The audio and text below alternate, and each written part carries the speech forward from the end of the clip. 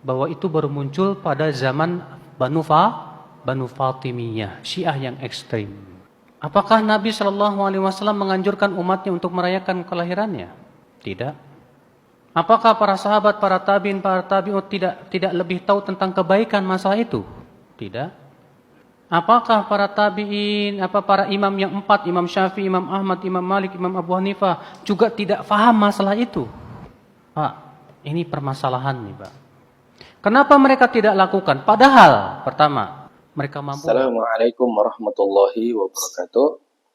Alhamdulillah kawan-kawan, kembali lagi kita di channel MBOT Official. Kawan-kawan semua, sebagaimana visi dan misi kita di tahun 2026, sampai seterusnya kita menjauhkan umat Islam dari pemahaman Salafi Wahabi, dari sempitnya pemikiran Salafi Wahabi, dari kolotnya pemikiran cara beragama Salafi Wahabi. Walaupun mereka bungkus dengan kata-kata bermanhaj salaf, atau mereka mengatakan kembali kepada Islam yang murni, memurnikan agama Islam, kembali hanya kepada Quran dan hadis. Tetapi kawan-kawan, dalam prakteknya mereka tidaklah seperti itu. Paling mentoknya mereka sampai hanya di Albani, atau paling mentoknya mereka akan mengatakan menurut saya, menurut keyakinan mereka masing-masing. Maka dari itu kawan-kawan, alhamdulillah kita sudah memasuki bulan kelahiran Rasulullah SAW, yang mana bertepatan dengan bulan Agustus. Maka akan banyak sekali momen-momen yang bersamaan dengan acara memperingati hari kemenangan Indonesia. Maka dari itu kawan-kawan, banyak sekali Salafi Wahabi yang mereka mulai berkata-kata, mereka mulai mencari alasan bahwasanya dua perkara ini adalah perkara yang beda. Padahal sama-sama memperingati hari lahir, yang satunya memperingati kemerdekaan. Bahkan sebelumnya Ustadz Khalid Basalamah juga memperingati hari lahirnya Bayangkara. Maka dari itu kawan-kawan, biarkanlah mereka berasumsi dengan pikiran mereka masing-masing. Kita fokuskan mendengarkan kajian dari Buya Ar-Razi Hashim mengenai peringatan Maulid Nabi Muhammad Sallallahu Alaihi Wasallam. Mari kita simak video ini sampai akhir. Alhamdulillah, Allah izinkan kami hamba yang hina berkunjung dan bertemu para kiai dan para saudara-saudara seiman. Semoga nikmat ini Allah kekalkan sampai ke akhirat. Amin ya rabbal alamin. Dan semua pertemuan ini tidaklah terjadi kalau bukan karena nur iman yang dilimpahkan Allah ke dalam kalbu baginda Nabi Muhammad sallallahu alaihi wasallam. Nur yang melimpah-limpah inilah yang kita nikmati sekarang. Maka nur itu paling banyak melimpah di negeri kita, negara Indonesia yang kita cintai ini. Sehingga majelis-majelis maulid, majelis zikir paling bebas di negeri ini. Coba tanya para kiai, apakah mereka pernah ditangkap karena mimpin zikir, mimpin salawat? Pasti tidak ada. Dan itu cuma negeri ini. Adakah para kiai buat majelis, lagi bikin majelis dibubarkan oleh aparat? Ada nggak Pak Kiai? Nggak ada. Dan itu cuma majelis yang ada di Indonesia. Semoga Allah Ta'ala memberkahi negeri kita. Memberi hadiah pemimpin-pemimpin yang adil. Ulama-ulama yang menjadi uswatun hasanah. Amin ya rabbal alamin. Karena terbiasa baca kitab, saya mesti mulai dengan baca kitab. Ya, para kiai, para masyayikh, semua wabil khusus yang memimpin istighosah kita, Syekh Kiai Haji Zainul Alim, semoga Allah hiasi kita dengan ilmu beliau, zikir-zikir beliau, dan semua para kiai yang tidak mungkin saya sebutkan satu persatu. Salam ta'zim semuanya kepada semua. Ini luar biasa. Biasanya kalau di Jawa orang buat maulid, buat pengajian itu pakai gendang gitu ya. Ini seperti gaya lama ya. Tapi saya lebih suka begini. Yang diisinya maulid sederhana.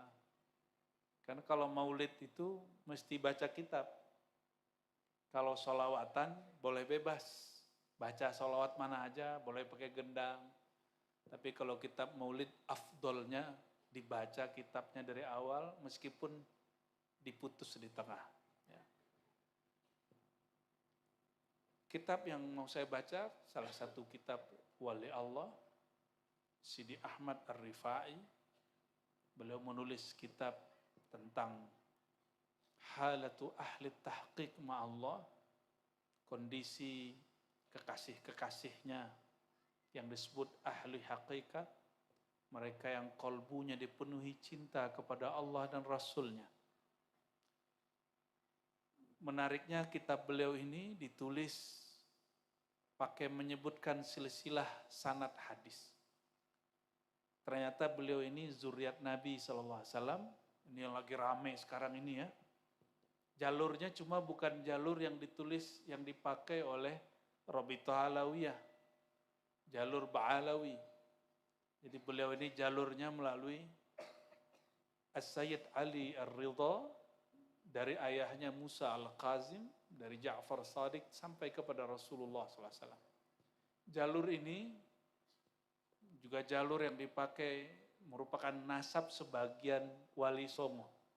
Jadi Wali Songo ada yang melalui Musa Al-Qazim. Ya. Kalau yang lain mungkin jalur yang lain. Ya.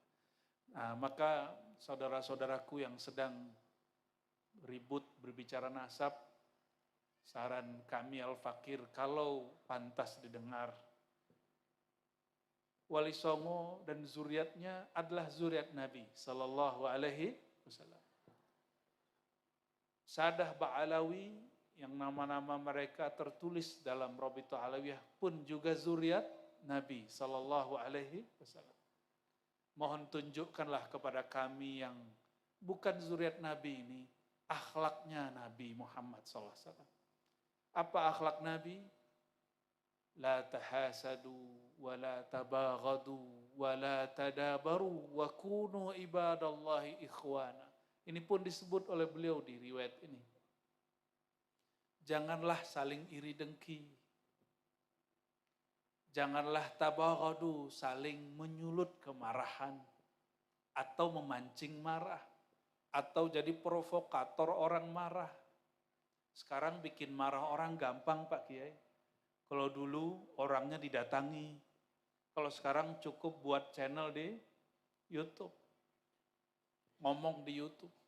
La tabaghadu. Jangan menyulut kemarahan orang. Wala tadabaru. Wala tadabaru. Jangan saling membuang muka. Apa kata Sidi Ahmad Rifai? Zuriat Nabi SAW. Nama beliau juga nggak tertulis di Rabithah Alawiyah. Dan zuriatnya banyak. Saya ketemu di Banjar, ketemu di Bandung. Dan mereka nggak marah namanya nggak ditulis di Rabithah Alawiyah. Wajar kan, bukan Alawi. Ya. Apa kata beliau? Wali Qutub di zamannya. La tahasadu. Jangan saling iri dengki. Kenapa kata beliau al-hasadu, sifat hasad itu sifatnya iblis. Minasyaitan. Iblis itu dulu iri kepada nenek moyang kita, kakek moyang kita, Sayyidina Adam. Benar gak? Maka orang yang iri dengki, apakah urusan jabatan, popularitas, termasuk nasab. Ini termasuk orang yang terpancing oleh sifat-sifat iblisiah. Orang yang hasad bukan iblis, bukan setan, tapi dia kerasukan sifat iblis. Saya berbaik sangka, orang yang berdarah-darah baginda di tubuhnya, insya Allah tidak beriri dengki. Amin. Ya. Tunjukkan kepada kami akhlak ini. Saya kalau pernah berbicara masalah nasab, jika ada yang tersinggung, saya mohon ampun kepada Allah dan minta maaf kepada siapapun yang tersinggung. Kita udah gak mau lagi bicara itu. Kita sekarang bicara nasab itu akhlaknya. Lalu kata beliau, wala tabaghadu, jangan saling menyulut kemarahan. Kenapa? Yang suka marah-marah itu as-sibaiyah minal hayawan. Itu yang buas dari kalangan hewan. Maka orang yang suka ngomong-ngamuk, suka marah-marah. Ya, kalau kita begitu, mungkin kita bukan hewan buas, tapi kita kerasukan sifat hewan buas. Maka jika di rumah marah-marah, segera kita minta maaf. Ya, ini tadi berangkat ke sini ada yang marah-marah nggak? Kalau ya nanti pulang minta maaf. Ya, gengsi minta maaf. Nah, itu juga bagian daripada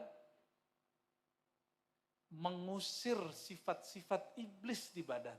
Iblis itu gengsi. Gengsi loh, aku pertama dicipta, lebih dulu dicipta dari Adam, kenapa aku yang sujud kepada Adam? Kenapa aku merendah kepada Adam?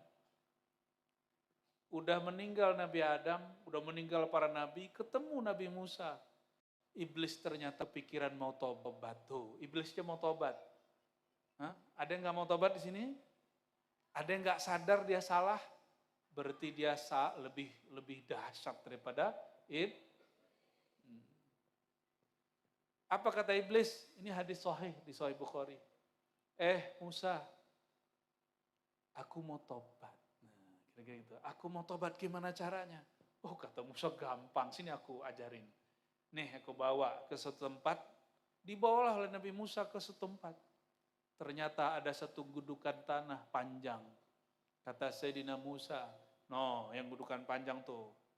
Nabi Musa itu setinggi pohon kelapa, Bapak Ibu. Ya. Berapa meter itu? Ya, mungkin 30 meter kali atau wallahu alam, kalau di hadis itu disebutkan salasun, ya, 30. Wallahu alam itu apakah menunjukkan banyak atau besar gitu ya. Coba bayangin sekarang ada orang setinggi kelapa, kita sebutnya apa? Rak. Oh, jadi ternyata biawa yang dulu disebut orang dinosaurus itu ya, ternyata itu biawa, biawanya tapi gede ya. Sayyidina Musa mengatakan, Iblis, no, kuburan kakekku, katanya mau tobat. Perintah Allah kepadamu apa? Sujudlah. Yang mau sujud siapa?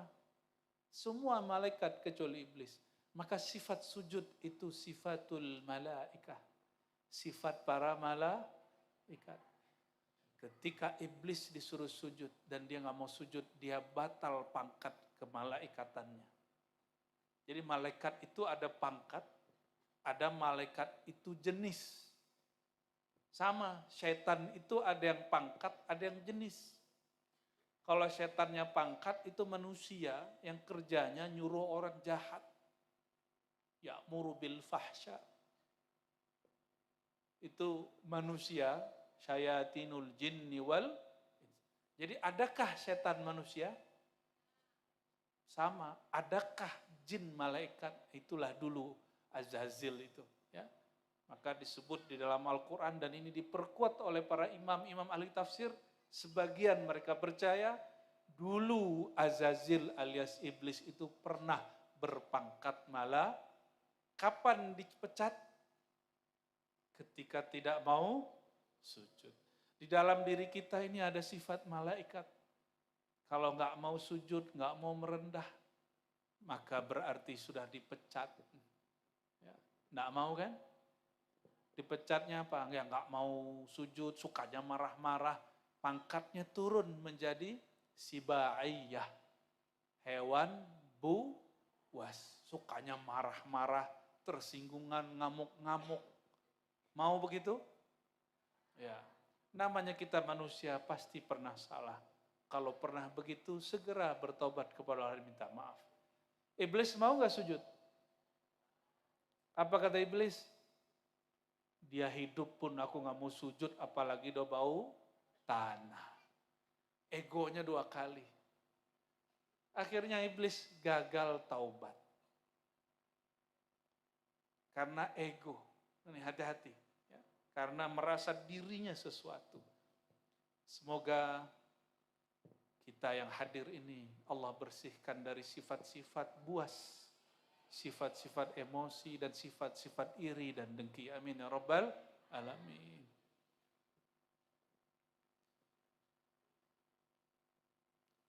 Jadi la tahasadu, jangan kamu bersifat seperti iblis. Apa sifat iblis tadi? Wala tabaghadu, jangan kamu bersifat seperti binatang buas, suka ngamuk-ngamuk. Masih ada yang ngelempar-ngelempar piring? Ada yang lemarinya udah pecah? Mungkin pernah semua ngalami. Mau dia santri, mau dia kiai, mau orang awam, mau PNS, mau pegawai swasta, mau petani, mau pedagang, sama. Tapi kalau ustadz biasanya ngelempar dalil. Mecahin hati orang. Itu lebih gawat daripada mecahin piring. Kalau piring paling piringnya rusak. Kalau mecahin muka orang, na'udzubillah min, ya, bikin karakter orang malu. Hebatnya ustadz itu ya. Ngancurin karakter orang. Tuduh aja sesat orang lain. Selesai itu. Maka ciri-ciri kiai yang kurang tulus, dia nasehatin orang depan orang lain. Tapi ciri-ciri kiai yang tulus mendidik, dia mendidik orang dengan cara yang tepat. Anzilun nas manazilahum. Ya. Hadis yang mau kita baca bukan hadis itu aja. Ya. Beliau Sidi Ahmad Rifai mengatakan, akhbarana al-ilmul am al-wali salih Said Saifuddin Utsman. Paman dia, anak paman dia meriwayatkan. Jadi dia ngaji ke anak pamannya. Jadi dari dulu ulama kita udah biasa ngaji kepada keluarga besarnya. Lalu kata anak pamannya, haddatsani abuka Sayyid Ali bin Yahya Ar-Rifai. Ayahnya Imam Ahmad Rifai meninggal, dia masih kecil, kira-kira begitu. Sehingga tidak sempat Sidi Ahmad Rifai berguru kepada ayahnya. Ciri-ciri murid yang jujur, kalau dia tidak dengar langsung, dia sebut sumber aslinya. Dia dapat sumbernya dari siapa? Anak pamannya Imam Saifuddin Utsman. Imam Saifuddin Utsman ini udah tua, lebih dewasa, mengatakan, wahai Ahmad Rifai, aku dengar ayahmu meriwayatkan sebuah hadis. Bersambunglah dari anak pamannya terus sampai kepada Musa al-Kazim dari Ja'far as-Sadiq, dari ayahnya Muhammad al-Baqir, dari ayahnya Zainul Abidin. Nah, kalau beliau Zainul Alim. Zainul Abidin punya ayah Al-Imam Al-Mazlum Al-Syahid Al-Sa'id Al-Husain sahibu Karbala, yaitu yang dizalimi, Al-Syahid yang syahid gugur di medan juang, Sayyidina Al-Husain di Karbala, dari ayahandanya Sayyidina Ali karramallahu wajhah. Ternyata beliau ini punya nama lain, Ya'sub Nahlul Muwahhidin. Ya. Beliau dari anak pamannya Sayyidina Nabi sallallahu alaihi wasallam. Maka ini disebut hadis musalsal bi ibnil am. Hadis musalsal, hadis yang diambil dari anak paman. Sayyidina Ali, anak siapa? Abu Thalib. Abu Thalib itu siapanya Nabi SAW.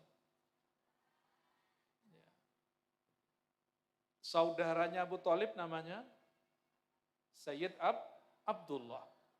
Nah, Sayyidina Ali karramallahu wajhah ngambil dari anak paman dia, yaitu Sayyidina Muhammad sallallahu alaihi wasallam. Apa kata baginda Rasulullah sallallahu alaihi wasallam? Ini hadis saya udah lama nyari, nggak ketemu di Sahih Bukhari, nggak ketemu di Sahih Muslim, nggak ketemu di kitab yang 6. Bukhari, Muslim, Abu Daud, Tirmidzi, Nasai, Ibnu Majah, nggak ketemu dengan sanad yang lengkap. Udah capek-capek nyari, lagi baca kitab Halut Tahqiq, Halu Ahli Tahqiq ma'allah, ternyata diriwayatkan oleh Sadah Rifaiyah, oleh Imam Rifai, dari keluarganya sampai kepada buyutnya, yaitu Sayyidina Nabi Sallallahu Alaihi Wasallam. Jadi ini bukan HR Bukhari, ini HR hadis riwayat Imam Rifai. Ya. Apa riwayatnya? Kalam Nabi SAW, Addabani Rabbi fa ahsana ta'dibi. Tuhanku, Rabbku. Nah, maka kata murabbir ruh itu diambil dari hadis ini. Addabani Rabbi, telah mendidikku, yaitu Rabbku. Rabbun yang mengatur, yang mencipta. Sedangkan murabbi, orang yang dapat sir daripada ta'dib rububiyah. Pengajaran langsung dari Allah Subhanahu wa ta'ala. Maka murabbir ruh sebenarnya bukan gelar sederhana. Mohon maaf, di beberapa tempat saya lihat sembarang ditaruh murabbir ruhi, nggak begitu. Murabbir ruhi itu mesti seorang yang rohaninya dibimbing oleh Allah Subhanahu wa ta'ala. Karena murabbir ruh kaitannya dengan ruh. Sedangkan ruh itu adalah min amri Rabbi, adalah rahasia Allah Subhanahu wa ta'ala. Maka murabbir ruh, orang yang di kalbunya tersimpan rahasia-rahasia Allah Subhanahu wa ta'ala. Rahasia boleh dibuka enggak? Kalau dibuka masih rahasia enggak? Dan saya sampaikan para kiai, apapun kajian yang saya buka selama ini, itu hampir semua ada di kitab. Kalau sudah ditulis di kitab, masih rahasia enggak? Lebih rahasia Al-Quran. Al-Quran pun sudah dibagikan secara terbuka oleh Allah SWT. Apalagi ilmu-ilmu sedikit yang kita buka. Maka para pendakwah, para kiai, kalau kita tidak paham satu kitab, jangan larang orang lain ngaji kepada orang yang pakar. Jangan bilang, oh enggak usah ngaji kitab itu kitab yang sulit dan rumit. Rumit menurut kita, belum tentu rumit menurut ahlinya. Ya, karena di dunia ini, seperti kata orang-orang dahulu yang dabil Al-Quran, di atas langit ada langit, di atas alim ada orang alim. Ya, di samping orang alim ada orang alim yang lain. Dan saya yakin para kiai ini punya kekhususan masing-masing di sisi Allah. Semoga Allah menjaga beliau-beliau, para mu'alim, para murabbir ruh. Maka murabbi itu sebenarnya ada murabbil akal. Yang mendidik akal itulah guru-guru di sekolah sampai ke kampus. Murabbi akal. Ada murabbin nafs. Pendidik jiwa, itulah syekhut tariqah. Jiwanya dididik dengan riadah. Jadi kalau kiai suruh, kamu puasa, kamu tahan marah. Karena marah itu ada pada nafs, pada jiwa. Jangan iri dengki, itu ada pada jiwa. Wala tadabaru, jangan suka buang muka sama orang, itu ada pada jiwa. Jangan tamak, jangan ria, itu ada pada jiwa. Penyakit-penyakit jiwa disembuhkan oleh ahlur riyadah wal mujahadah. Mereka disebut murabbin nafs. Murabbin nafsi, boleh gitu. Dan itu paling banyak. Kiai-kiai, mursyid-mursyid, Bahkan kiai yang tidak dapat gelar mursyid di pesantren-pesantren mendidik santri-santrinya. Mereka layak disebut sebagai murabbin nafsi. Karena mereka lah kita-kita yang tadinya malas bangun tahajud, kita jadi bangun tahajud. Karena mereka, kita yang tadinya nggak tahu faedah kebesaran daripada sholat jamaah, kita jadi tahu. Ada murabbil qalb, murabbi qalbu. Murabbi qalbu yang mentalkinkan zikir ke dalam qalbu. Yang mentalkinkan apa? Zikir ke dalam qalbu. Lain lagi orangnya. Mereka lah yang dapat izin mentalkin. Dan ini kiainya lebih khusus. Kiai-kiai tariqah zikir. Tidak semua kiai bisa.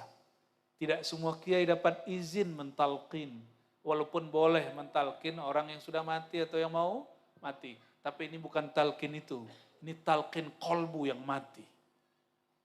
Inilah makna hadis menurut ahlul haqa'iq. Laqinu mautakum la ilaha illallah. Talqinkan orang yang mati la ilaha illallah. Ahli fikih punya pemahaman lain. Kata ahli fikih, mauta, kata Imam Rifai dan Nawawi. Mauta orang yang akan mati, sedang sekarat dan telah mati. Tapi bagi ahlullah, para wali-wali Allah yang lebih khas, apa kata mereka? Mauta man kanat qulubuhum maita. Yang siapa saja kolbunya mati, maka talkinkanlah dengan la ilaha illallah. Namun ada orang yang mengeluh, kenapa saya talkin tapi tidak ada rasanya?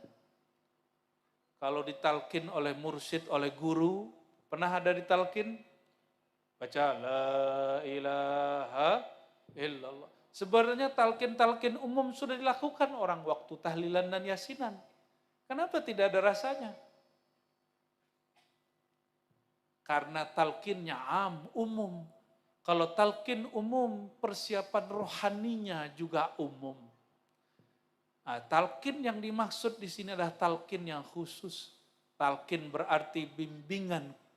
Nama Allah dimasukkan dari kolbunya guru, masuk ke dalam kolbunya murid. Kalau Quran pun itu ditalqin, misalnya abatasa itu talqin. Apa kata guru? Alif, lam, mim. Lalu kita ikuti, itu namanya talqin Quran. Talqin apa? Itu talqin Qur'ani. Ada namanya talqin tauhid la ilaha. Salah satu sunnah Nabi SAW yang ditinggal banyak orang hari ini, talqin la ilaha illallah. Ya. Rasulullah SAW langsung diajar oleh Allah. Tapi Rasulullah SAW diajarnya di mana? Bukan di kolbunya, langsung kepada ruhnya. Innama ana basyarum mislukum. Katakan hai Muhammad, engkau itu sama kemanusiaannya dengan manusia biasa. Perbedaannya cuma satu. Yuha ilayya. Diwahyukan kepadaku. Diri Nabi Yuna Muhammad SAW, bagian mana beliau menerima wahyu? Itulah ruhani beliau. Ar-ruh tadi. Ruh beliaulah yang menerima talqin langsung dari Allah. Itulah yang disebut ilmu laduni. Jadi laduni ini gak sembarangan. Laduni itu rahasianya rahasia. Jadi kalau laduni gak ada urusannya dengan kebal. Ya, saya lihat ada orang kirim video. Ustadz, ini ada ilmu laduni. Ternyata ilmu kebal. Ilmu kebal bukan ilmu laduni. Ilmu kebal itu bagian dari bismillahillazi la yadurru ma'asmihi sya'u fil ardi wala fis sama wa samil alim. Itu bagian dari hadis Abu Dawud. Disebut dengan sir atau faidah daripada ismullah, nama Allah. Ya. Rasulullah waktu perang Uhud giginya retak. Rasulullah nggak pakai debus. Berarti perlu nggak ngambil debus? Kalau ingin tahu rahasia Bismillahirrahmanirrahim, silakan. Apa-apa, makanya ada orang-orang ahli di situ. Tapi kalau nggak udah melihat Rasulullah itu biasa, manusia biasa. Yang luar biasa ruhaninya.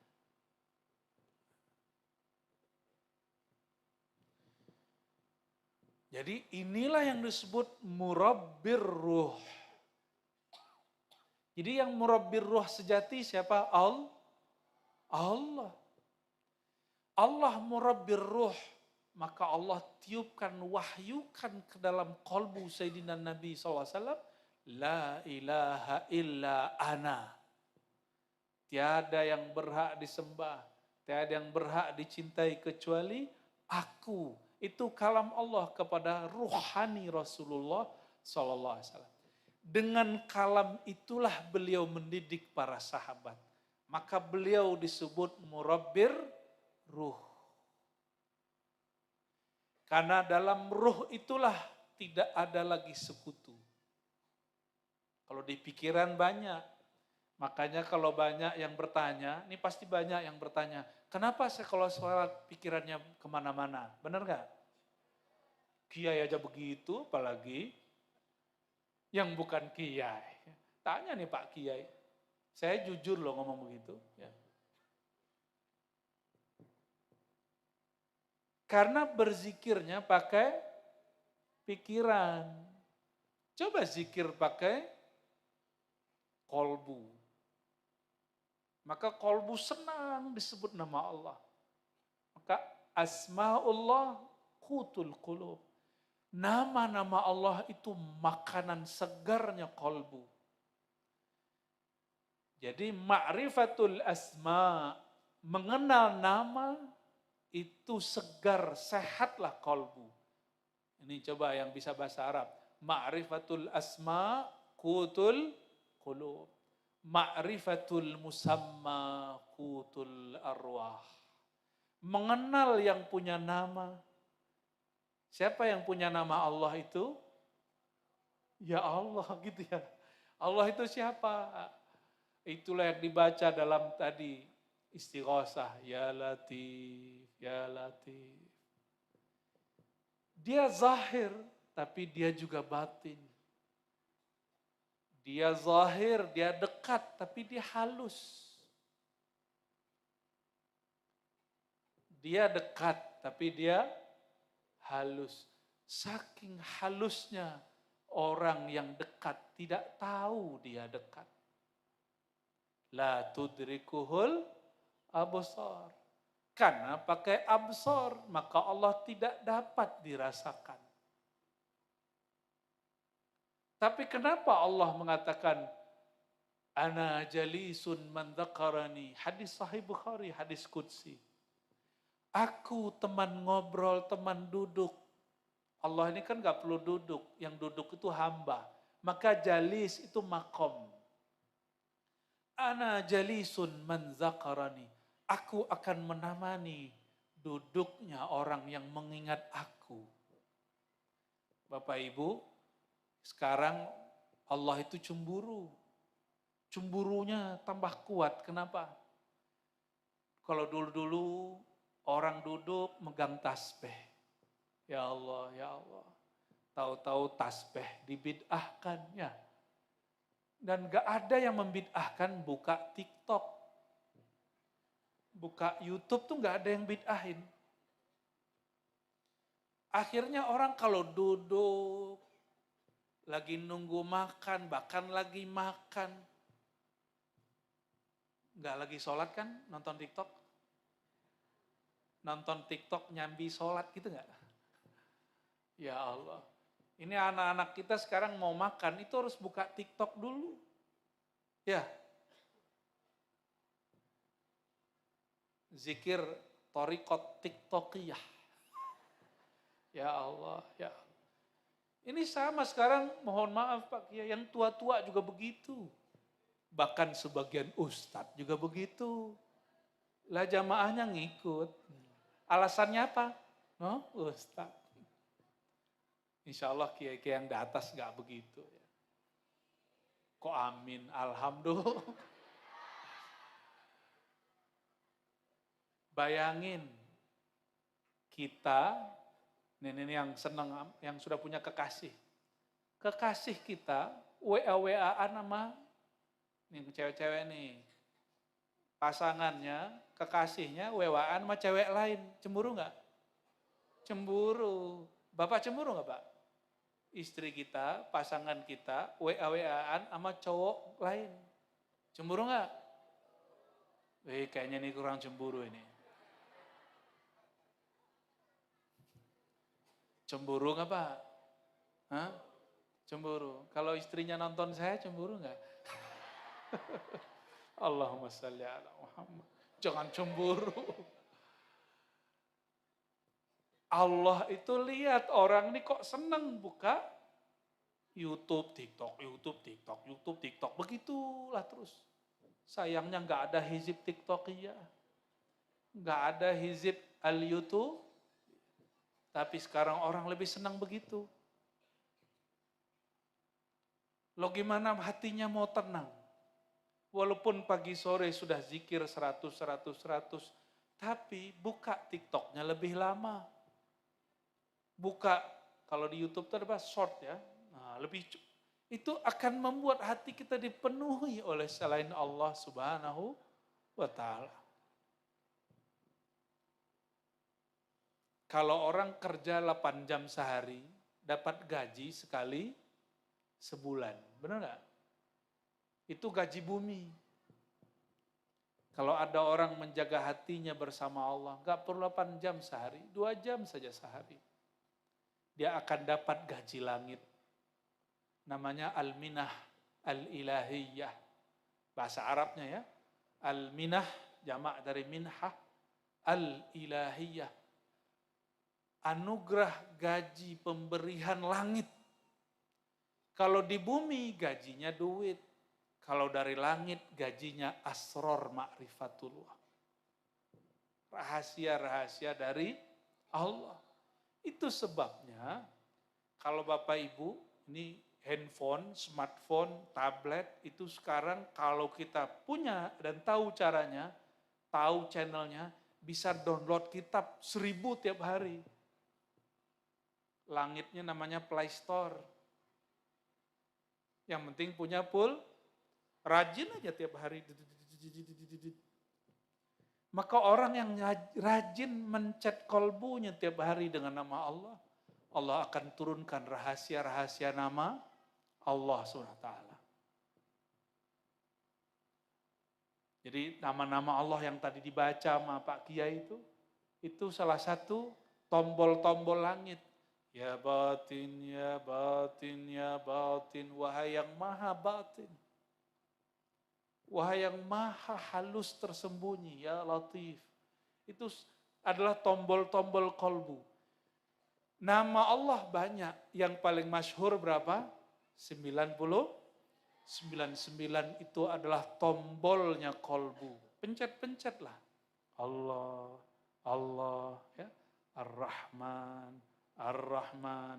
Tapi kalau pakai ya, hilangkan alif lamnya.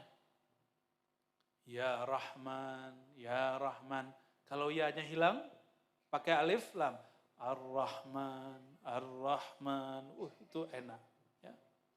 Allah, Allah. Mau coba nggak? Mau coba nggak? Mau ngikut? Oke, coba pejamin matanya semuanya. Asyhadu an la ilaha illallah. Asyhadu anna Muhammadar Rasulullah. Ikuti. Ya Allah, aku bersaksi. Tutup matanya, tutup matanya. Ya Allah, aku bersaksi. Aku percaya. Aku yakin. Diriku, pegang badannya, tubuhku, darahku, tulangku, dagingku, kulitku, rambutku, dari ujung ubun-ubun kepalaku sampai kakiku adalah ciptaan Engkau ya Allah. Dari nur Engkau ya Allah. Dari nurullah. Nur Muhammad. Sama-sama. Dari nurullah. Nur Muhammad. Al-Fatihah. أعوذ بالله من الشيطان الرجيم بسم الله الرحمن الرحيم الحمد لله رب العالمين الرحمن الرحيم مالك يوم الدين إياك نعبد وإياك نستعين اهدنا الصراط المستقيم صراط الذين أنعمت عليهم غير المغضوب عليهم ولا الضالين. Pegang dadanya.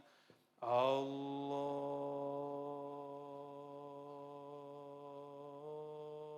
Pakai ya.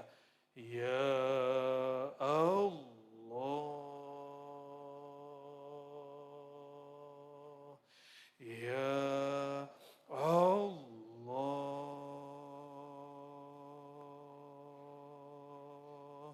Ya Allah.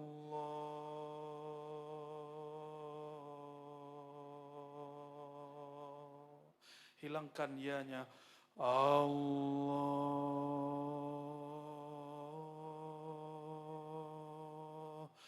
Allah.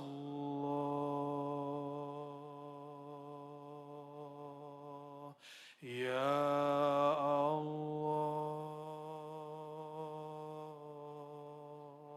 Coba lidahnya dikunci. Coba praktek baca di dalam kolbu. Dalam kolbu tidak ada suara. Allah.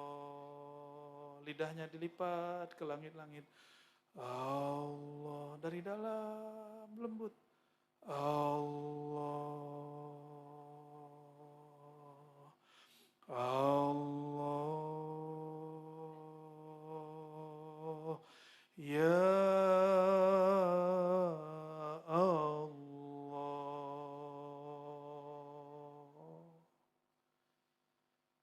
Innallaha yanzuru ila qulubikum. Allah hanya memandang ke dalam kolbu. Coba sebut nama Allah di dalam kolbu.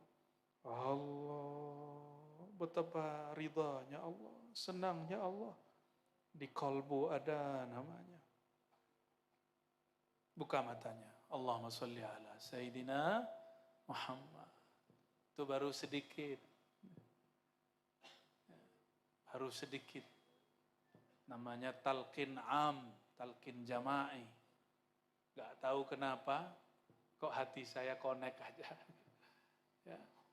Semoga Allah ridho. Amin ya Rabbal. Itu kalau habis sholat atau sebelum sholat. Mau sholatnya lebih nikmat? Ya. Mau sholatnya lebih nikmat? Baca syahadat. Baca Fatihah untuk Nabi SAW. Ya, sebelum orang iqamah. Lalu baca nama Allah. Agak 7 kali saja. Pelan-pelan.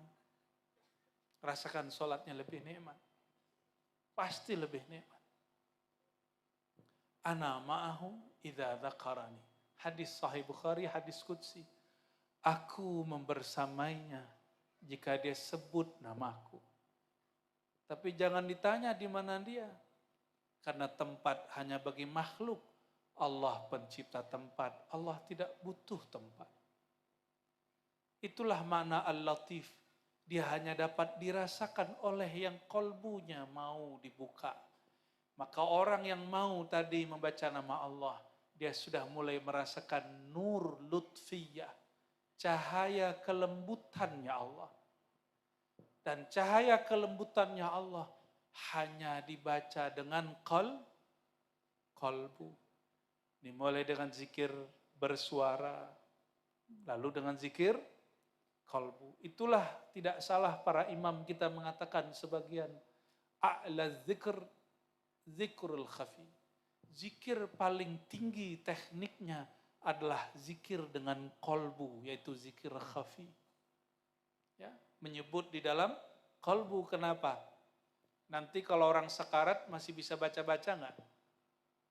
Rumit. Kalau Allah tidak kembalikan rohnya, kesadarannya, orang sakarat sulit baca. Tapi orang yang sudah biasa membaca, ini khawatir nih, biasa main TikTok, dikasih TikTok baru meninggal. Tapi orang yang biasa dikasih nama Allah di kolbunya, nanti jika nama itu diingatkan sebelum meninggal, barulah dia wafat dengan tenang. Dan itu terjadi pada Imam Abu Bakar Ash-Shibli. Siapa nama imamnya? Abu Bakar Ash-Shibli. Imam Ash-Shibli murid daripada Imam Junaid, kawan dari Imam Al-Hallaj. Tapi beda cara. Hallaj itu kayak Syekh Siti Jenar. Shibli itu, Imam Shibli seperti Sunan Kalijaga. Orang ini ma'rifatnya sama, cuma ibarat yang berbeda. Imam Shibli sakaratul maut. Ketika sakaratul maut, karena Imam Shibli ini nggak biasa buka TikTok, karena belum ada TikToknya. Nggak pernah buka YouTube juga beliau tuh ya. Nggak punya Facebook, nggak punya Instagram. Imam Shibli hari-harinya biasa nyebut nama Allah. Zikir yang tadi kita baca Allah, Allah. Itu zikirnya Imam Shibli. Jadi ketika sakaratul maut, murid-muridnya yang tidak faham makom dan kondisi gurunya. Apa kata muridnya? Wahai Tuan Syekh, qul la ilaha illallah. Wahai Tuan Syekh, kata si murid, bacalah la ilaha illallah. Apa kata Imam Shibli? La, aqulu Allah, Allah, Allah. Saya sudah bersamanya, tidak usah diingatkan lagi. Kamu diam, kira-kira begitu. Aku sudah bersamanya. Maka guru saya ngomong begini, la ilaha illallah zikrul ghaibin. La ilaha illallah itu zikir orang yang masih meyakini Allah itu gaib. Betul, mukmin secara umum yu'minuna bil ghaib. Tapi Imam Abu Yazid, Imam Junaid, Imam Shibli, mereka memahami Allah itu tidak hanya batin, Allah juga zahir. Kapan zahir? Jika manusia telah lenyap keakuannya, egonya, di saat itulah dia merasakan Allah itu zahir. Contoh, kalau kita lagi susah, terasa enggak kita perlu butuh kepada Allah? Benar? Benar ya? Susah dulu nih. Mau dikasih susah dulu nih. Biar Allahnya ada terus di hati. Mau begitu. Mau tabrakan dulu baru ingat Allah.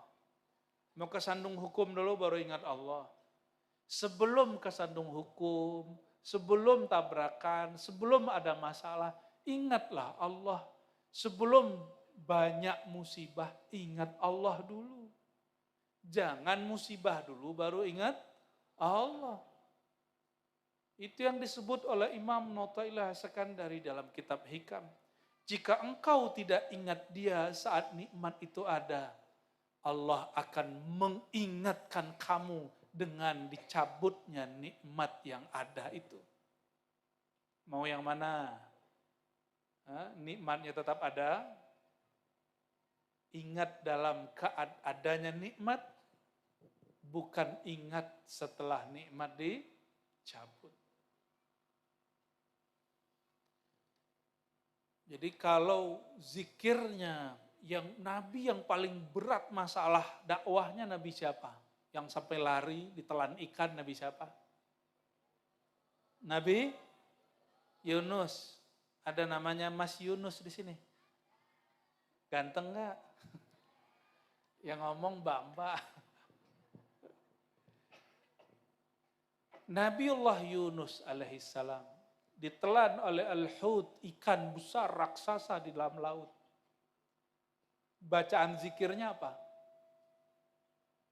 La ilaha illa anta. Kok bisa begitu? Ternyata anta zikrul hadirin. Zikir orang yang hatinya sudah hadir bersama Allah Subhanahu wa ta'ala. Karena Nabi punya murid, sahabat, ada yang lalai, maka diajarin zikir la ilaha. Habib Umar, Habib paling masyhur di masa ini. Kalau beliau sudah hadir, semua Habib hilang, gak kelihatan. Namanya yang kelihatan hanya Habib Umar. Al-Habib Umar hafizahullah. Semoga Allah menjaga beliau.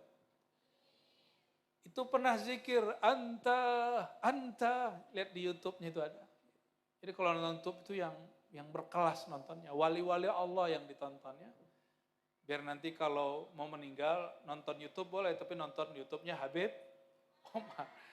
Apa zikir beliau? Anta. Kamu, engkau ya Allah. Itu namanya zikrul hadirin. Itu salah satu hizib wiridnya beliau.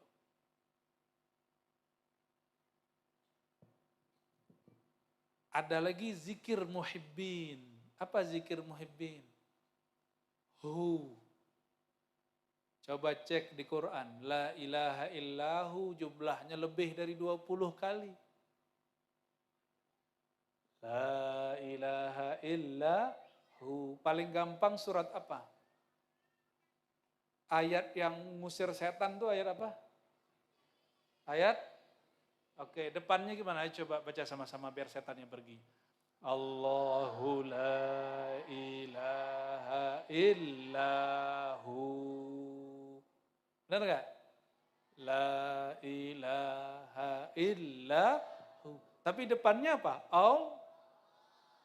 Kata guru kami, Allahu la ilaha illahu, ayat kursi itu kenapa mengusir syaitan? Karena tadinya orang lalai kepada Allah, disebutlah nama Allah. Kalau disebut nama Allah, khanisa syaitan, maka syaitan belalainya yang menancap di kolbu dia lari. Dia cabut belalainya itu. Kalau bahasa gampangnya, jarumnya. Jadi syaitan itu punya jarum, di ujung jarumnya itu mirip-mirip seperti speaker. Jadi dia masuk ke dalam kolbu, membisikkan was-was. Kalau orang sebut Allah, itu langsung dicabut. Ihtarakat syaitan. Syaitan terbakar gitu bahasanya. Allahu la. Ini menjadi kaidah dalam zikir. Coba ini kajian biasa, tapi istilahnya yang agak berat. La ilaha illallah itu lafaznya terdiri dari dua. La ilaha illallah. La ilaha di dalam kitab akidah disebut nafi. Peniadaan. Menolak wujud. Menolak peran. Menolak tujuan. Menolak cinta. Illallah. Kecuali Allah. Jadi kalau mbak-mbak nih, orang datang bawa cinta tidak menyertakan Allah, tolak. Ya, la ilaha, ya, karena harus disertakan nama Allah. Bukan jualan nama Allah, bukan.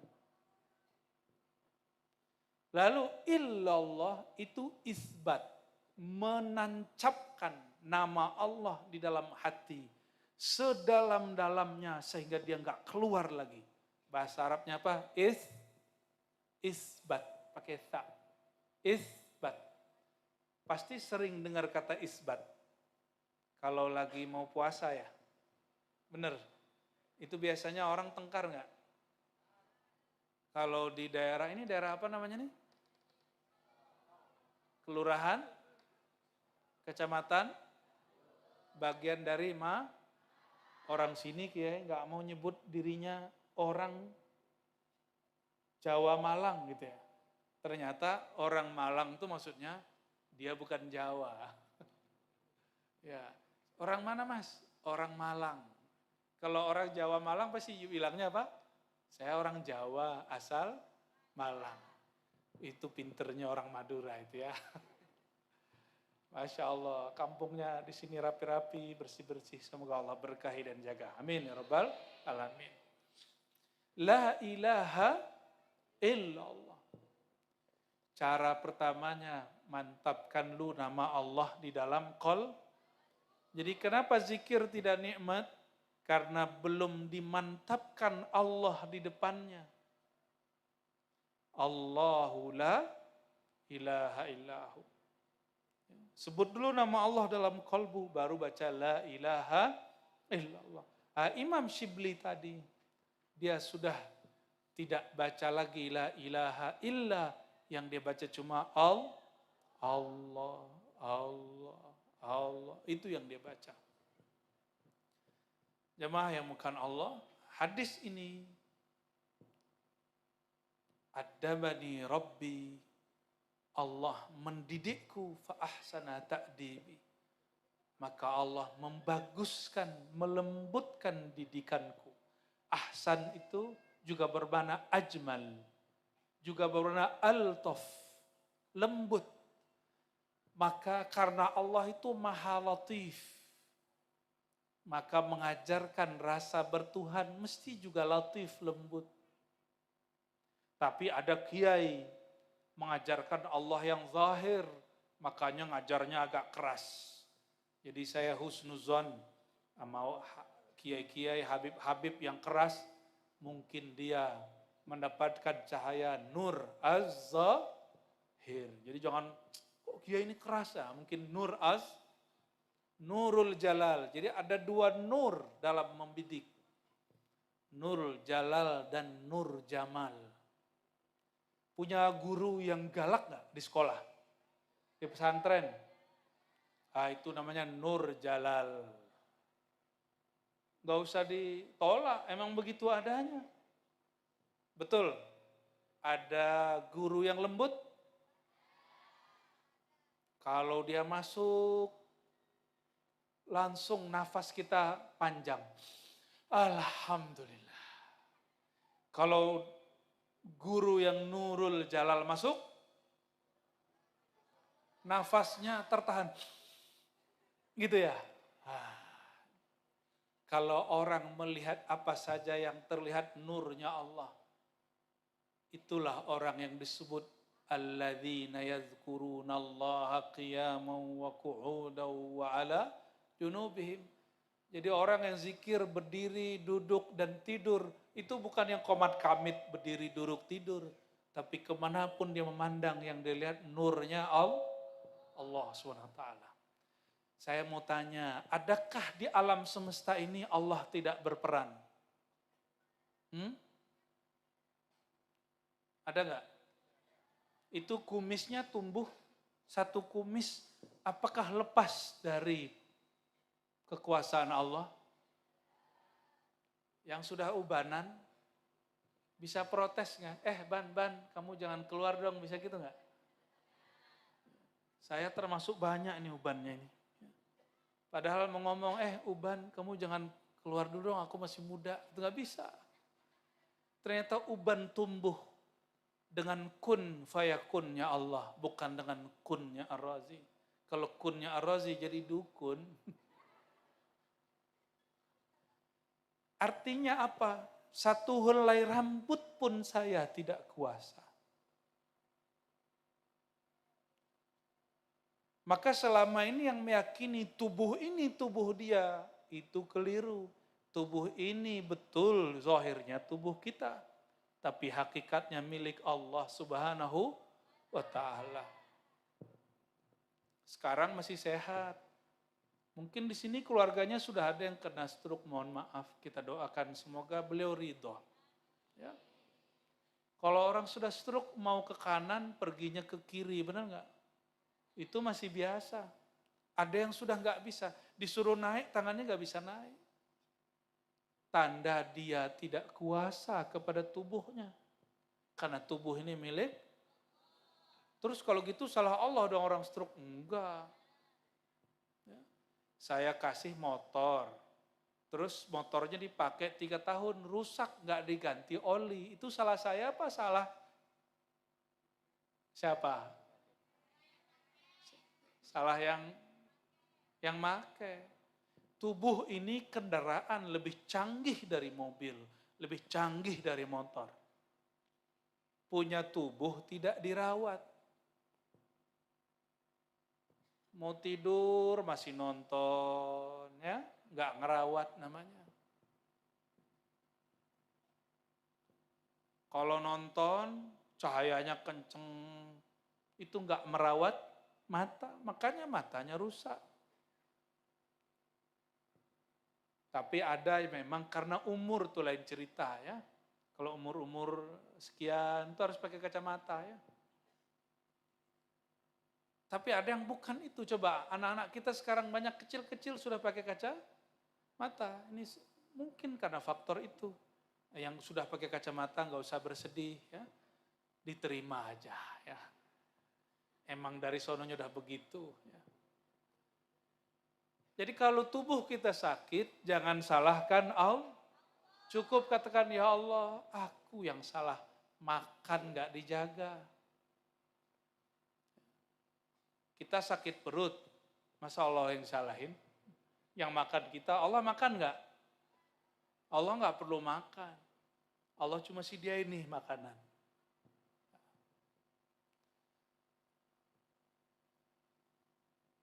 Adabani Rabbi fa ahsana ta'dibi. Allah mendidikku lalu membaguskan didikanku. Lalu apa kata Imam Sidi Ahmad Rifai? Ei bunayya, wahai muridku, ananda murid-muridku, itu kata beliau. Semoga kita ini termasuk murid-murid beliau nantinya, amin. Gak mesti bertorikot rifaiyah. Cinta beliau, mendapat sanad ilmu dari beliau, membaca kitab lalu kita amalkan, insya Allah jadi santrinya Sidi Ahmad Imam, Sidi Ahmad Rifai. Apa kata beliau? Ai bunayya, wahai santriku, anandaku, murid-muridku, uzkurillah. Banyak-banyaklah berzikir. Kenapa? Wa'alam anna Allah Ta'ala a'la darajat az-zikr wa 'azzama ratbatah wa rafa'a sya'nah wa syarrafahu wa faddalahu thumma qasamahu 'ala al-lisani wal arkani wal janan. Allah itu mengangkat derajat zikir. Oleh karena itu yang terangkat derajatnya mesti orang yang ikut serta dalam berzikir.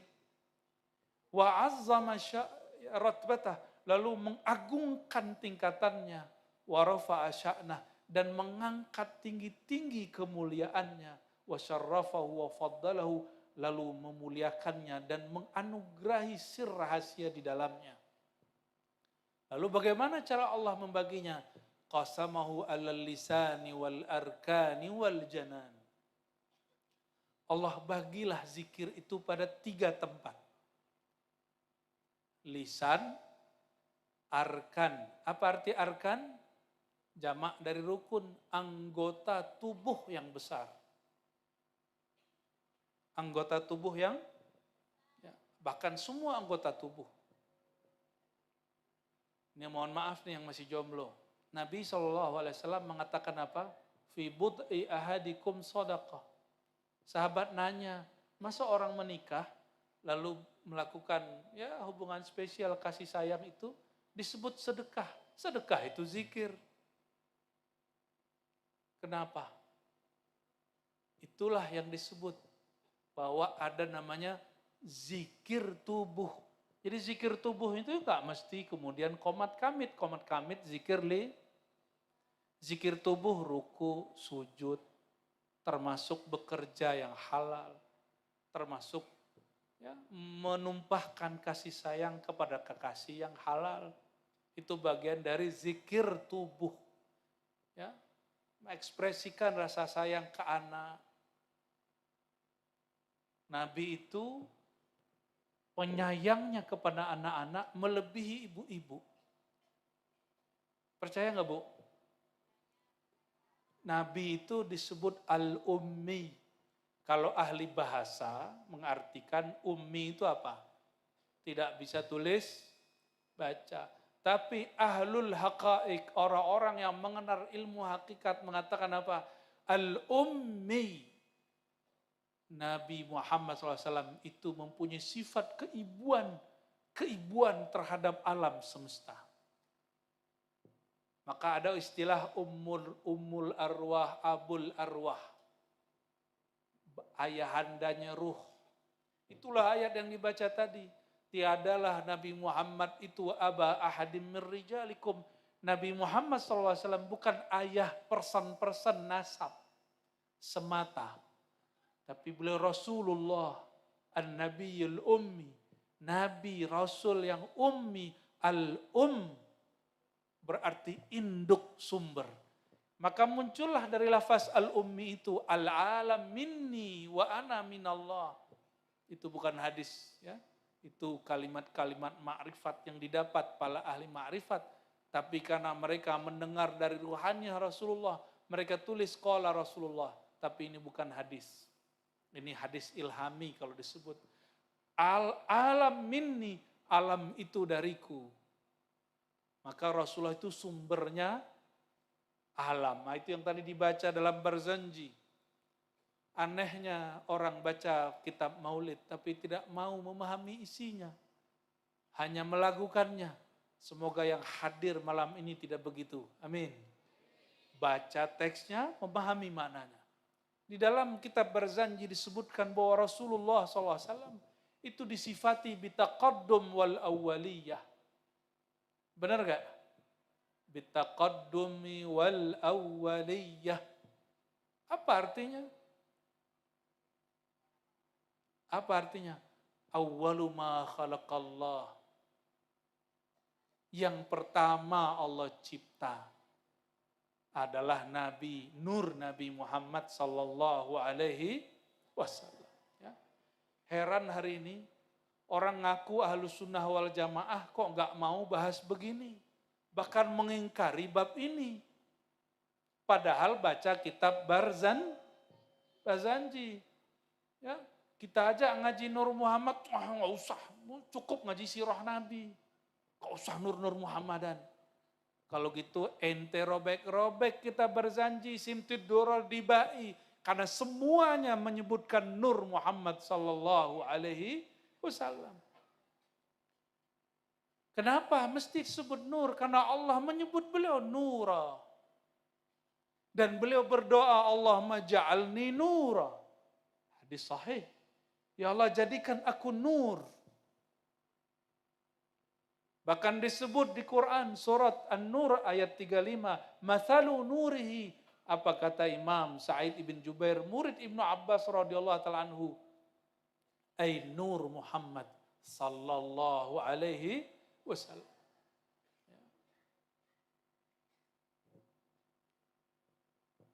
Jadi kajian Nur Muhammad itu bagian dari kajian Ahlus Sunnah wal. Ini pada Ahlus Sunnah kan nih? Ahlus Sunnah apa Ahlul Bid'ah? Ahlus Sunnah apa Ahlul Hisab? Wah, kayaknya berhenti menghisap dari tadi nih ya. Luar biasa. Mohon maaf saya nggak bisa ngelucu. Ketawa-ketawa sendiri aja ya.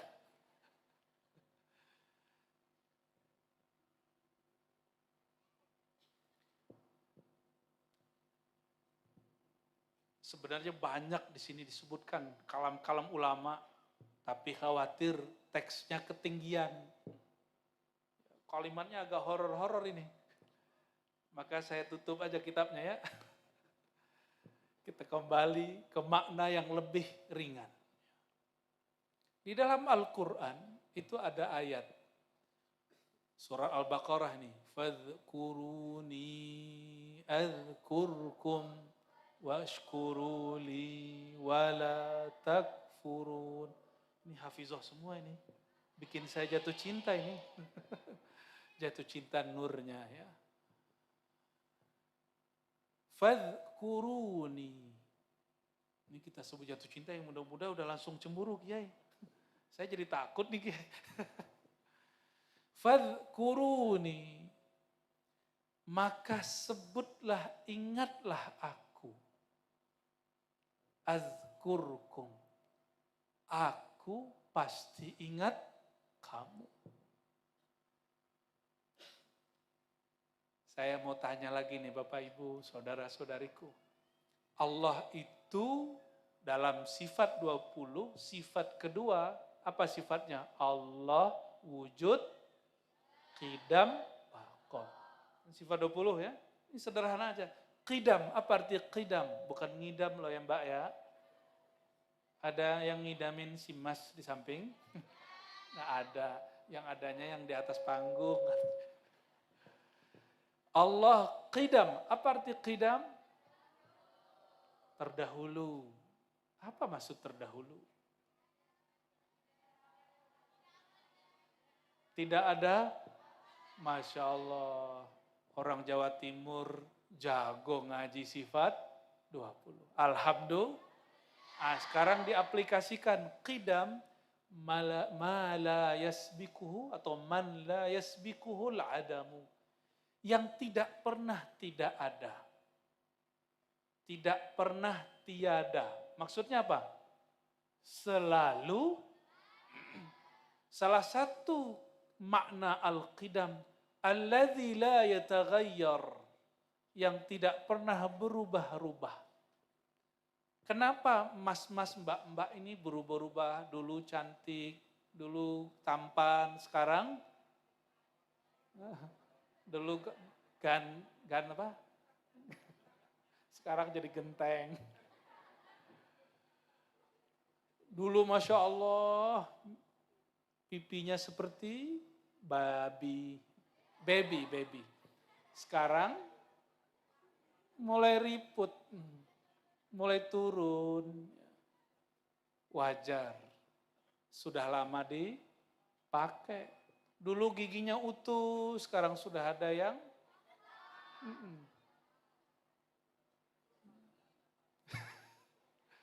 dulu duduk-duduk begini nggak masuk angin, sekarang duduk bentar masuk. Alhamdulillah ini berkah bersama, belum ada yang masuk angin. Paling yang kentut diam-diam itu sudah ada. Allahumma sholli ala sayyidina Muhammad. Allah tidak pernah berubah-ubah. Kenapa? Al-mutaghayyir hadis. Yang berubah-ubah itu makhluk. Kalau Allah tidak pernah berubah. Maka sekali Allah menyebut nama kita, selama-lamanya kita disebut. Nyambung gak? Sekali Allah menyebut kekasihnya, selama-lamanya si kekasih disebut. Fazkuruni azkurkum, sebutlah aku sebut kamu. Kalau aku hamba menyebut Allah, pasti sekarang sebut, nanti lupa, sekarang sebut, nanti tertidur. Bahkan lagi istighosahan aja ada yang ngorok tadi. Gitu ya. Ya zahir, untuk nama zahir nggak ada ya. Tadi cuma dimulai dari batin.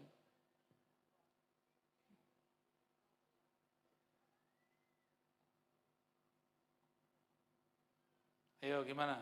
Nyambung nggak? Itu ngomong hakikat yang paling ringan. Malam ini itu yang paling ringan. Ya, pakai sifat 20.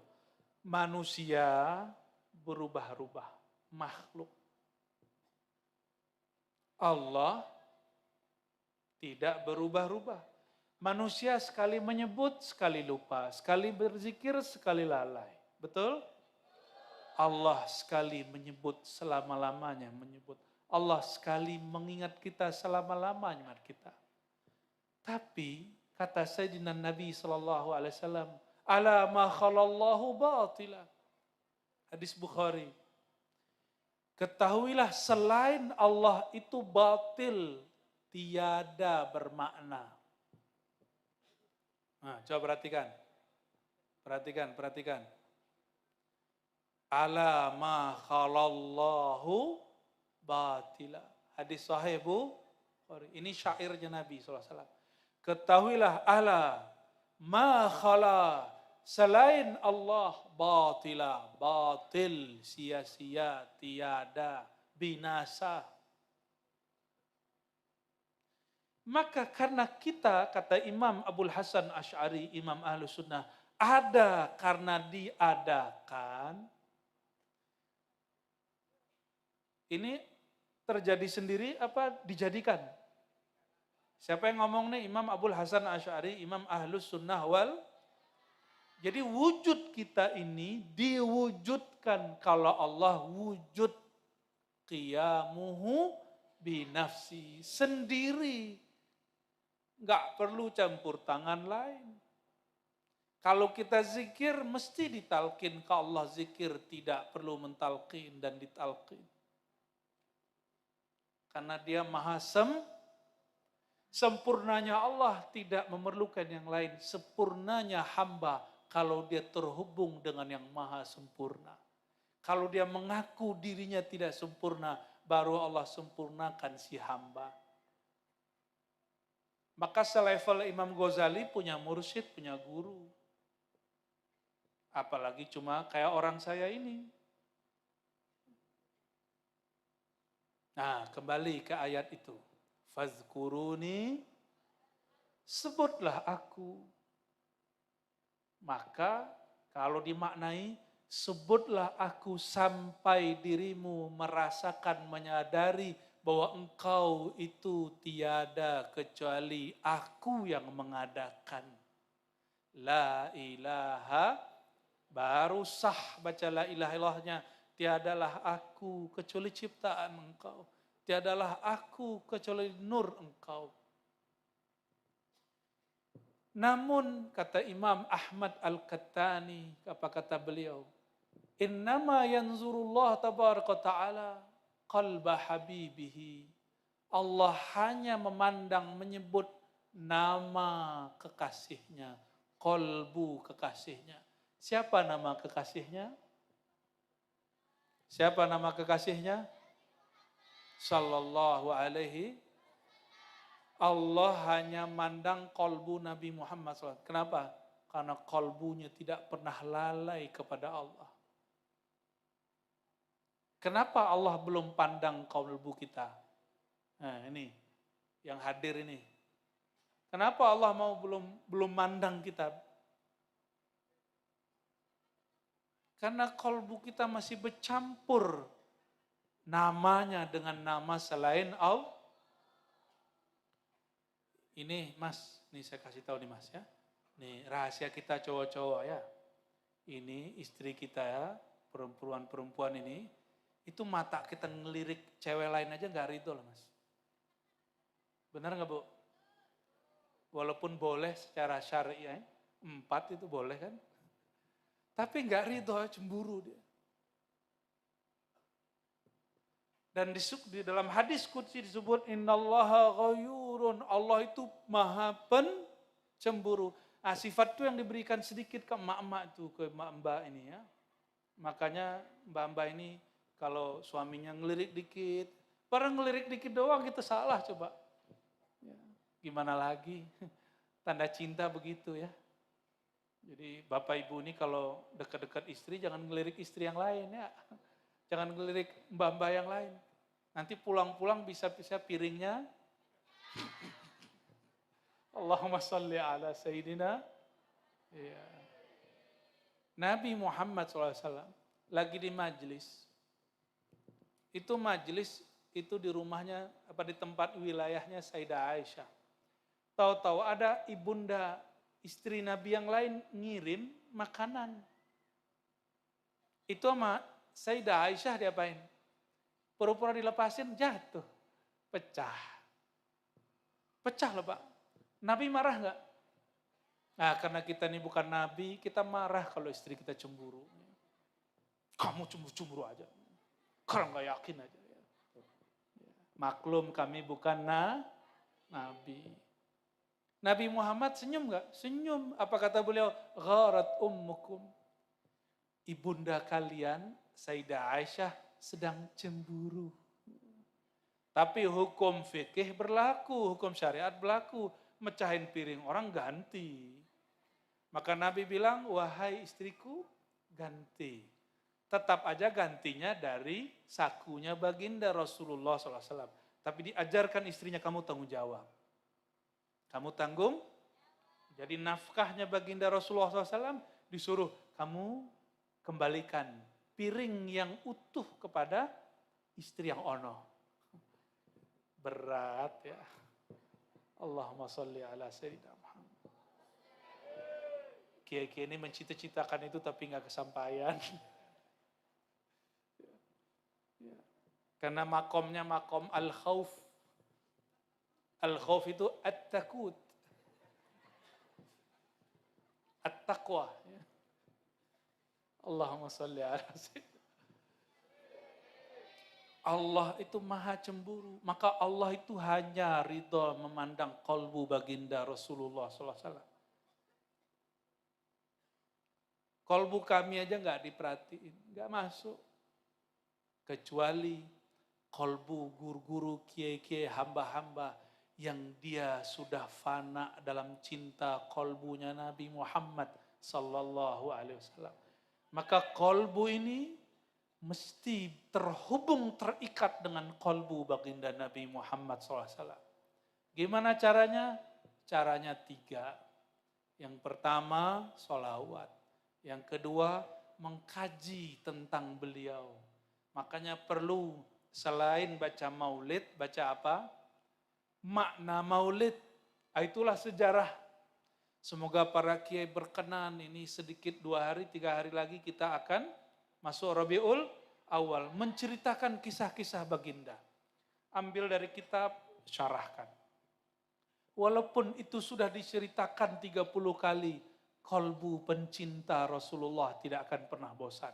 Benar nggak? Adakah kita yang bosan dengan Nabi Muhammad SAW? Nggak ada.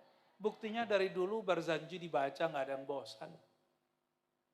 Namun lebih indah lagi jika isinya dikupas. Saya ngupas sedikit doang tentang nur yang disifati bitaqaddum wal awwaliyah. Dari kemarin, dari dulu tahun berapa yang kita kaji cuma Nur Muhammad al-Mausuf bitaqaddum wal awwaliyah. Bapak Ibu yang bukan Allah, saudara-saudariku. Yang diangkat Allah derajatnya cuma qalbu Nabi Muhammad SAW.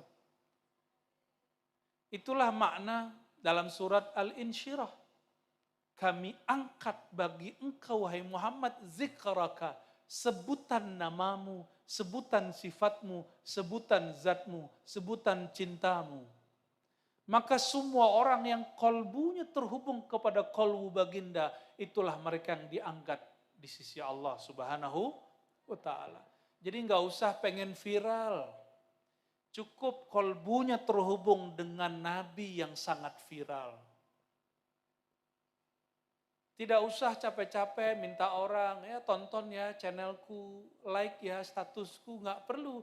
Cukup kolbunya diupdate dengan status cinta kepada Rasulullah Sallallahu Alaihi Wasallam. Maka kolbu-kolbu yang begitu akan disertakan dalam pandangan Allah Subhanahu wa ta'ala. Oleh karenanya, ya, Sadah Al-Qattaniyah yang mereka mengatakan tariqatuna tariqatul Ahmadiyah al-Muhammadiyah. Apa kata mereka? Jika ingin engkau merasakan ta'alluq, kaitan yang kuat dengan Allah dan Rasulullah SAW, maka pintunya hanya qalbu Rasulullah SAW. Ya. Yang pernah bertemu Allah siapa? Enggak ada nabi yang ketemu Allah, cuma Nabi Muhammad SAW. Nabi yang langsung dengan fisiknya diundang ke arasy Allah, Nabi siapa? Nabi Musa enggak pernah. Nabi Musa nur Allah, Allah tajallikan pada jabal, kepada gunung, itu gunung hancur. Coba bayangkan orang Malang, di Malang ada gunung apa tuh namanya yang bagus itu? Ya, sampingnya lagi tuh Bromo itu ya. Bayangkan 2 gunung tadi hancur. Dahsyat gak nurnya Allah? Kata Sidi Ahmad Al-Idrisi, Ahmad bin Idris Al-Idrisi, apa kata beliau? Murid dari Sidi Abdul Aziz Dabbagh, ya, Mujaddid Syaziliyah yang buat thariqat baru namanya Idrisiyah, Ahmadiyah. Allah ketika bertajalli menampakkan nurnya kepada bukit Tursina, gunung Tursina, itu nur yang ditampakkan nur Sayyidina Muhammad sallallahu alaihi wasallam. Jadi yang ditunjukkan kepada bukit gunung itu apa? Tursina, nur Muhammad sallallahu alaihi wasallam. Itu baru nur Muhammad. Nabi Musa pingsan. Pingsan itu menurut orang kedokteran. Kalau orang ahli zikir, enggak, itu disebut fana. Makanya ketika bangun, beliau tambah mantap bertuhannya. Dan mengatakan, maha hebat engkau ya Allah. Sungguh dahsyat engkau ya Allah. Ketika beliau sadar. Disebut al-fana al-musawi. Apa istilahnya? Al-fana ya nggak apa-apa lah sesekali dapat istilah-istilah aneh ya. Itu udah jadi bahasa Indonesia, fana, musa, al-fana, gampang toh. Kenapa diperumit? Ya karena orang nggak mau paham dan tidak mau memahamkan kepada orang lain. Ya. Mau selama-lamanya belajar Nabi cuma itu aja, mau? Pasti nggak mau. Mesti ada tambah. Nah, jadi cara ikut Nabi, cara merasakan ta'aluk ke Nabi, gimana caranya tadi? Pertama apa? Yang kedua, kaji tentang sosok yang disolawatin. Yang ketiga, mutaba'atun, ittiba. Mengikuti ma'al hubbi wal uns, dengan penuh rasa cinta. Kalau orang cinta ikut Nabi bukan bernegosiasi. Aku ikut ini dapat apa? Kalau aku salawat ke Nabi bisa beli mobil enggak? Gitu. Kalau aku baca salawat nariyah bisa sembuh enggak? Kalau masih begitu, itu salawatnya hanya bermanfaat di bumi. Tidak bermanfaat sampai ke akhirat. Mau salawat kita cuma di bumi? Mau sampai ke akhirat enggak? Nanti kalau orang nagih-nagih sholawatnya untuk di bumi, di akhirat kita minta syafaat. Apa kata baginda? Hai umatku, bukankah aku sudah beri hajatmu waktu di dunia? Di akhirat gak dapat lagi. Maka kalau orang ngaji Nabi, sholawatnya akan berubah dari sholawat mencari rahasia pahala kepada sholawat cinta. Sholawatul hub, sholawat penuh cinta. Seperti suami cinta kepada istrinya, orang tua kepada anaknya. Dia mencinta tanpa pamrih. Ini hati-hati orang tua. Kalau membesarkan anak, ingin anak itu membalas, itu belum ikhlas. Supaya nanti anak berbakti, itu belum supaya nanti anak bisa balas budi, itu belum sama nih ya. Sama. Kita bantu orang, ingin dapat kalimat terima kasih, itu belum ikhlas. Pasti semua pernah punya jasa. Saya yakin, benar ya?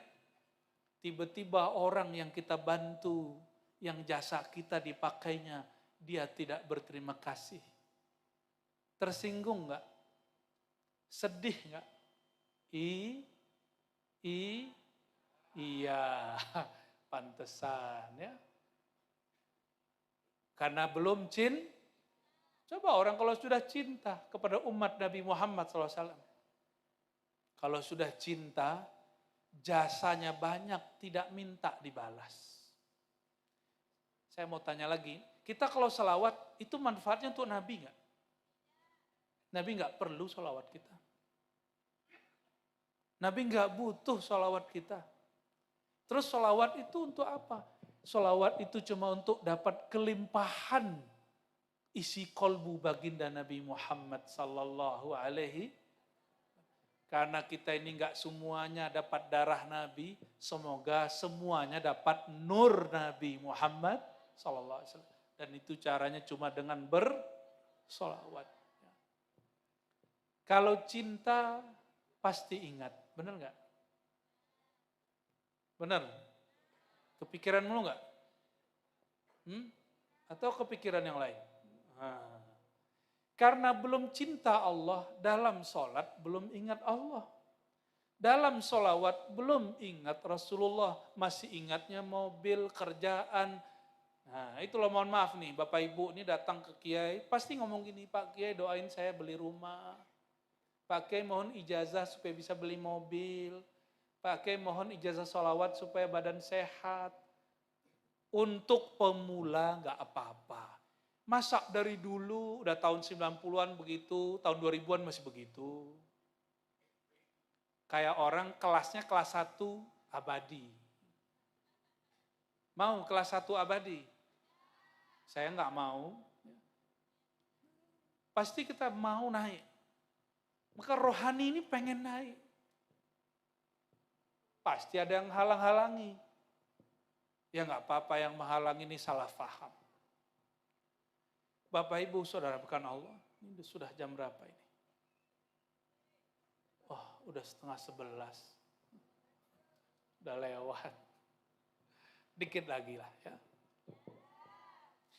Fazkuruni, sebutlah aku. Ya. Ini saya dapat satu penjelasan dari guru saya, dipercaya atau tidak. Ada namanya ilmu huruf. Apa? Ilmu huruf ini Allah buka dari alif lam mim. Ada huruf, satu huruf pun bermakna.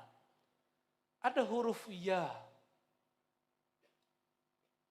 Yasin, benar nggak? Yasin itu nama siapa? Nama tetangga. Oh, nama siapa tadi? Wah, dahsyat. Nama Nabi Muhammad sallallahu alaihi. Jadi nanti kalau baca Quran, Yasin, itu sirkan di hati sallallahu ala Muhammad. Toha, tadi ada Mas Toha ya? Itu tuh Mas Toha Sahibul Bait. Katanya sampai buat WC saya datang. Buat WC disambungin ke belakangnya, semoga Allah berkahi rumahnya dan usahanya, amin. Keluarganya semuanya, amin. Rabbal alamin ya. Semua orang yang bantu beliau ya. Toha itu nama Rasulullah SAW. Dan ulama kita di kitab-kitab sudah buka rahasia ini. Cuma tidak semua orang baca kitab, walaupun profesor. Nih Pak K pasti heran. Ada profesor negur saya waktu saya pulang kampung. Apa kata si Kiai? Saya kata profesor, kalau huruf muqatta'ah alif lam mim toha yasin ini hanya Allah yang tahu maknanya, nggak usah dicari tahu. Yang cari tahu dia akan mendapatkan tahu. Enggak, dia ngomong gitu aja. Gak boleh cari tahu. Nah ini namanya Profesor Jalaliyah. Marah aja bawaannya. Setiap kali ngajar marah. Setiap kali ceramah marah. Mau negur orang aja marah. Mau kata rindu aja marah. Ketemu aja, kamu jarang pulang. Jalaliyah. Pernah ketemu teman gitu gak? Jarang ketemu terus kita dicubit sama dia. Ya. Gituin. Pernah digituin gak? Oh saya punya teman-teman dan guru begitu ya. Kadang-kadang ibu kita begitu. Sekali-sekali pulang dicubit ya. Pernah gitu gak? Wah senengnya yang masih punya ibu ya. Kalau gak cari ibu lagi katanya. Allahumma sholli ala Muhammad. Lalu saya sampaikan, Prof, baca kitab tafsir gak? Nggak usah yang tinggi-tinggi, tafsir Ibnu Katsir cuma 2 atau 4 jilid, kantung penerbit. Itu dijelaskan mana alif lam mim. Alif itu Allah, lam Jibril, mim Muhammad. Yasin ismu min asma'in nabi. Nama dari Nabi Muhammad. Di kitab-kitab tafsir ada. Kitab tafsir basic menyebutkan. Namun karena ulama berbeda pendapat, Imam Jalaluddin Asyuti di kitab kecil Jalalain mengatakan wallahu a'lamu bimuradi. Allah lebih tahu maksudnya, tapi di kitab lain kan beliau jelaskan maksudnya.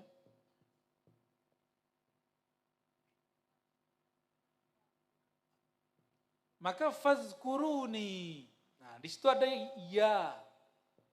Fazkuruni. maka ingatlah aku. Karena yang pernah bertemu sang aku itu hanya sang hamba. Siapa yang pernah bertemu sang aku? Sang hamba. Nama buminya Muhammad, nama langitnya Ahmad. Begitu kata Imam Sayyid Ahmad Zaini Dahlan. Ya, ternyata diambil dari hadis Imam Tabarani. Ya, manismuhu fis sama Ahmad wa fil ardi Muhammad. Yang namanya di langit Ahmad, di bumi Muhammad. Makomnya Abdullah, hamba Allah. Karena makomnya hamba, maka pintu untuk terhubung hati kepada Allah menjadilah hamba. Mudah toh? Rumit gak jadi hamba? Mudah. Tadi bersyahadat sudah jadi hamba. Katakan, ya Allah, aku bersaksi, aku ciptaanmu. Maka sah jadi hamba Allah. Mudah. Namun maukah istiqomah? Istiqomah mengulang-ulang syahadat. Ulang pagi, bangun tidur, mau tidur, ulang syahadat yang tadi. Jangan cuma ngulang status di Facebook, di Instagram. Nanti jadi hamba Ya. Kalau mau meninggal, buka dulu Facebooknya, baru meninggal. Mau begitu? Karena yang pernah bertemu Allah itu Nabi Muhammad SAW. Sekali bertemu, selama-lamanya dia bertemu. Maka Nabi Muhammad SAW lebih tinggi makomnya dari semua malaikat. Karena malaikat Jibril pun hanya mendengarkan suara. Tidak pernah bertemu yang punya suara. Sedangkan Sayyidina Muhammad SAW, rufi'a ila arsyihil ula, diangkat ke makom arasnya. Yang mana Jibril hanya boleh sidratul muntaha, jika dia maju dia terbakar. Jibril pun tahu diri, masa kita tidak tahu? Karena Jibril tahu, maka beliau selalu bersolawat kepada baginda. Solawat inilah yang disebut oleh para ulama, solawat Jibril. Jibril aja solawat. Bunyi solawatnya apa? Sallallahu ala Allah bersolawat kepada Nabi Muhammad. Karena hanya beliau yang ketemu, kolbu ini harus terhubung ke kolbu beliau, baru mampu merasakan Allah itu wahidul ahad. Maka mustahil orang tidak terhubung kepada kolbu Rasulullah, tidak terhubung dengan syariat Rasulullah, tidak terhubung dengan cinta Rasulullah, merasakan nikmat beribadah kepada Allah. Nabi itu kenapa doyan sholat? Karena kolbunya penuh dengan nama Allah. Jadi penuhilah kolbu dengan nama Rasulullah, nanti kolbunya penuh dengan nama Allah. Kalau udah kolbunya penuh dengan nama Allah, itu kita doyan sholat, doyan sholawat. Doyan zikir, nggak berat. Malam ini alhamdulillah sudah doyan pengajian. Alhamdulillah, semoga ke depan doyan sholawat, doyan syahadat. Ini sebagai kesimpulan. Fazkuruni azkurkum. Ingat aku ingat kamu. Salawat kepada kekasihku, aku salawat kepadamu. Ya, begitu di hadis, man shalla alayya sallallahu alaihi asyra marrah. Siapa yang salawat kepadaku, Allah bersalawat kepadanya berlipat-lipat, yaitu 10 kali lipat. Ya. Atau apa kata Imam Sidi Ahmad Rifai. Dan Imam, kalau ini kalimatnya khusus, Sidi Ahmad Mustafa Al-Alawi. Apa kata beliau? Solawat itu ada 3. Solawat yang mengeluarkan manusia hamba dari kegelapan syirik kepada iman. Itu yang maka kalau orang solawatan masih suka syirik, berarti solawatnya belum berbuah. Yang kedua, solawat yang mengangkat dari iman kepada yakin. Rata-rata kita ini sudah beriman tapi kurang mantap yakinnya. Sehingga yang yakin itu cuma dukun. Betul nggak? Dukun yakin, kiai kurang yakin. Kenapa? Dukun tirakatan, kiai membid'ahkannya. Harusnya kiai bertorikot untuk mengimbangi karena di torikot ada tirakat. Tapi kalau kiai mau tidurnya pakai TikTok gimana tuh? Makanya wajar doanya nggak mustajab. Ustadz nggak lagi ampuh doanya karena Allah telah cemburu darinya. Dan yang terakhir, salawat yang yukhrij. Kalau tadi minaz zulumat ila nurul iman, dari iman kepada iqan. Yang ketiga, minal iqan au yaqin ilal ayan atau syuhud. Dari yakin menjadi menyaksikan. Menyaksikan Allah tidak mungkin pakai mata, karena Allah latif, halus. Yang pernah menyaksikan Allah cuma Nabi Muhammad SAW.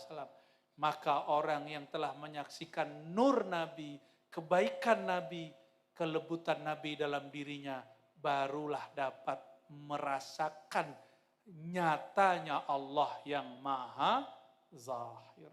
Semoga Allah Ta'ala memberkahi majelis ini, memberkahi semua kiai yang hadir, semua jamaah yang hadir, semua rizkinya diberkahi Allah. Jika ada penyakit, semoga Allah segera sembuhkan. Jika Allah tidak sembuhkan, semoga diberikan yang terbaik. Apapun masalahnya, semoga Allah mudahkan. Apapun urusannya, semoga Allah mudahkan. Bihaqqi sayyidina wa maulana Muhammad al-Fatihah.